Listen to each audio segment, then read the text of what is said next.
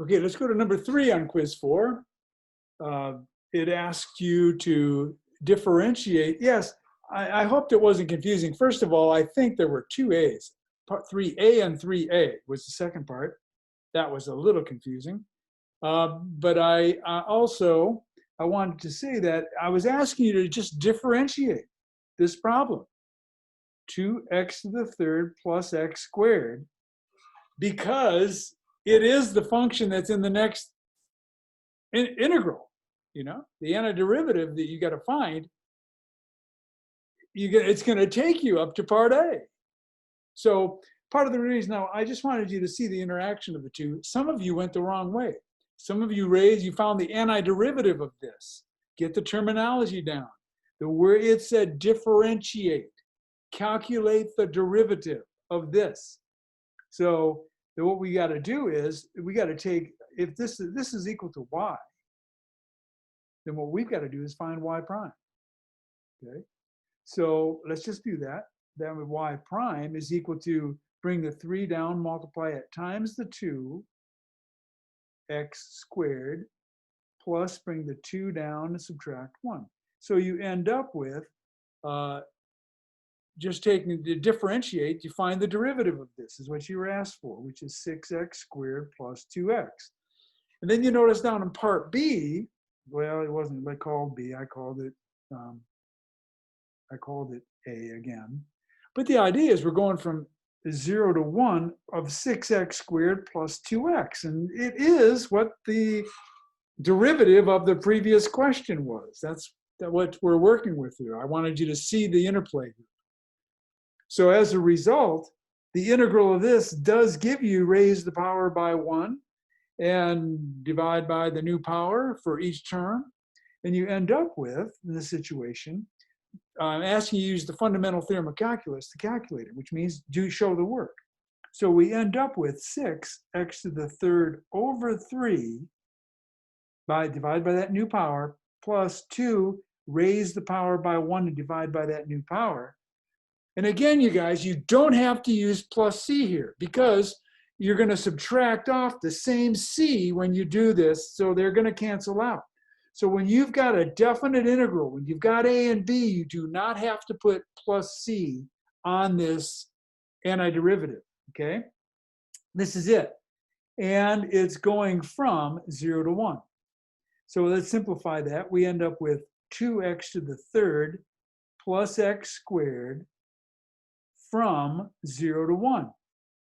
So we've got to plug in 1 and plug in 0, both. So we got 2 times 1 cubed plus 1 squared is f of b minus f of a, plug in 0, and we get 0 plus 0. All right, and that now I'm doing it, and when you get this down better, I want you to represent each steps, but as you get more efficient when you're doing the problem, you come to realize that you don't have to show every absolute step. Like right now, this is 2 times 1, which is 2. This is 1. You got to make sure you don't short yourself too much, because sometimes you can have an oversight and forget something. You end up getting 3 minus 0 is 3. So the final result is 3. This is a definite integral. Plug it into your calculator and verify it. Math 9. Do it, and you end up getting 3 for your solution. Okay? And then number 4 was a matter of coming up with 2 different antiderivatives, and these are indefinite integrals. There's no a and b on the integral sign. So as a result, the circumstance is going to be that we've got to go with the plus c is going to be an important part of getting this problem, okay, doing this problem. So what we've got to do is, let's see here, we're going to take the first one, for a, is the integral of pi plus x to the 9th dx. All right?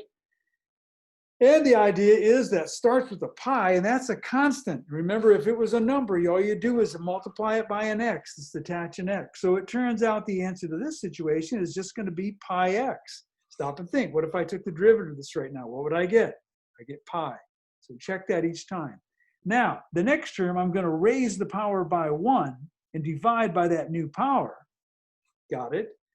And now we're done. So I have to remember this is a general circumstance here. So it's an indefinite integral. So I do need the plus c. This is a sufficient answer. That's everything you need right there. You could write 1/10 in front if you wanted to, but that is the answer to that question. And then let's go to 4b. If we've got the integral, this is a definite integral now. So this should give us a solution. And in this case, I want you to show your work on this. This is, you said, use the fundamental theorem of calculus. So it's do all the calculations.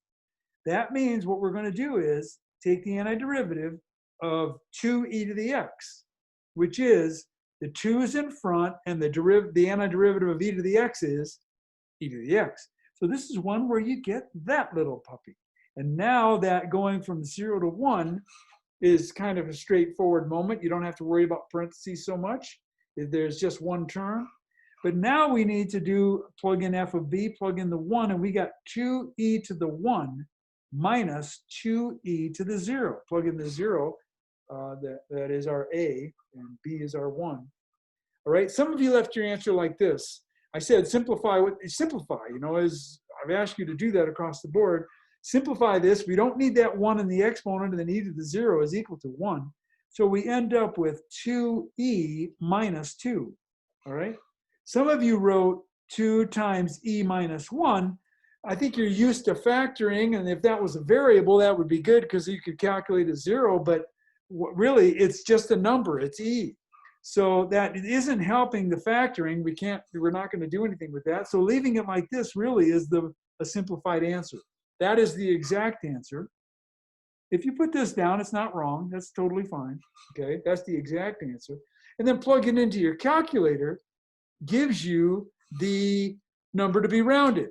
And the circumstance is here that if you plug in your calculator, you get 2e, second division bar. I get 5.43. Some of you went through the trouble of writing that out. 5.4365663 yada yada minus 2 is equal to 3.4365663 yada yada. I said round it to 4 places. I was surprised. Several of you, it did say round to 4 decimal places, okay? To 4 places. So 1, 2, 3, 4. I need to look at that number. Is that number bigger than 5? Yes, it is. It's 6. Therefore, we round up. This becomes the next number up. So you get 3.4366. Several of you rounded this incorrectly, okay? And when you didn't round correctly, I knocked off a 1/10 of the point value. So I knocked off 0.3. It was worth 3 points, so I knocked off 0.3. But the main idea, some of you rounded it down to 6.5. I'm not sure what you were thinking. Look at that 6. It rounds up. Some of you rounded it to 2 decimal places. I'm not sure what you were thinking. In the problem, it said specifically, round decimal to 4 places, okay? That's the solution. So that's it. I'm going to get this on, look this up. It'll be on the As You Learn for you to look at the recording. We'll do it soon, okay? And this is in preparation for the test. I'll be asking you to do several antiderivatives, okay?